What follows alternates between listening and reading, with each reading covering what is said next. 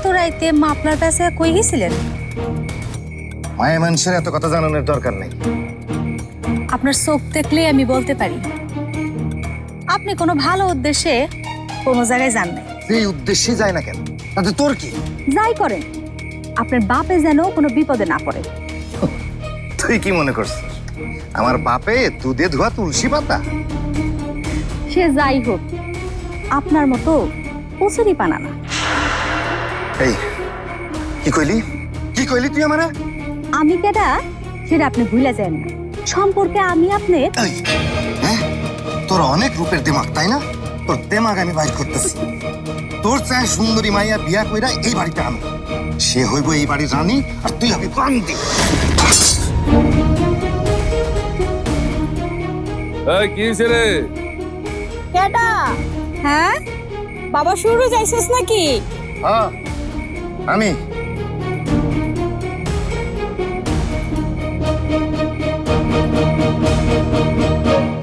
বাংলাদেশ যে এত সুন্দর তা মোহনপুর গ্রামে না আসলে বুঝতেই পারতাম না।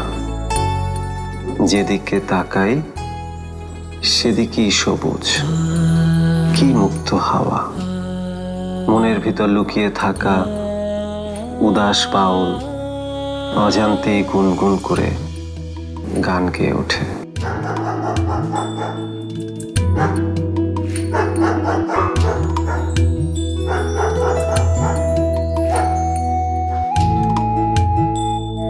তবে মোহনপুর গ্রামে আমার সবচেয়ে বড় আবিষ্কার হলো একটা দুরন্ত মেয়ে।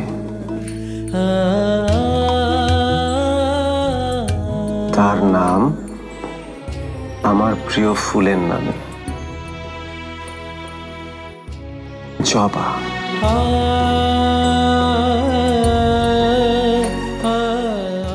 জবার কথা বললেই বলতে হয় দুরন্ত হরিণীর কথা, মুক্ত বিহঙ্গের কথা, বাঁধনহারা উচ্ছল উত্তাল নদীর কথা,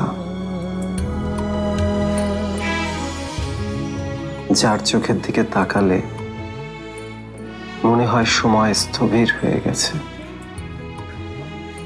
যার কথা শুনলে শুধু শুনিয়ে যেতে ইচ্ছে করে,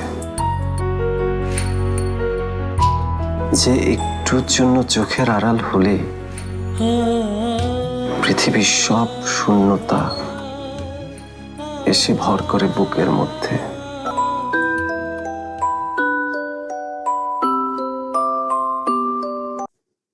মেজো ভাবি কেমন আছো? ভালো, খুব ভালো আছি। ভালো চাপে একেবারে জর্জরিত। কিছু হয়েছে নাকি? না না, কি আবার হবে? তোমাদের বাড়িতে আবার কখনো কিছু হয় নাকি? একটু বেশি ক্ষেপে আছো মনে হচ্ছে। আমার কথা বাদ দাও, তোমার কথা বলো। গ্রামে গিয়ে তো একেবারেই ভুলে গেছো, কোনো খোঁজ খবর নেই। এই ওই মেয়েটাকে আবার বিয়ে টিয়ে করে ফেলোনি তো? উফ ভাবি, তুমি কি যে বলো না। ওহো, ভালো কথা, তোমাকে তো জানানোই হয়নি। আমি আর রেহনুমা আপা কাল অনেক কায়দা করে ওই ঘটককে বাড়ি থেকে বিদায় করেছি। সত্যি? বাঁচিয়েছো। আমি যে কি বলে তোমাদের ধন্যবাদ দিব। থাক, ধন্যবাদ লাগবে না। ওদিকের খবর কি সেটা বলো। মেয়েটার নাম জানো কি? জবা। বাবা বাবা, নাম জিজ্ঞেস না করতেই উত্তর। এরপর আর কিছু হয়নি?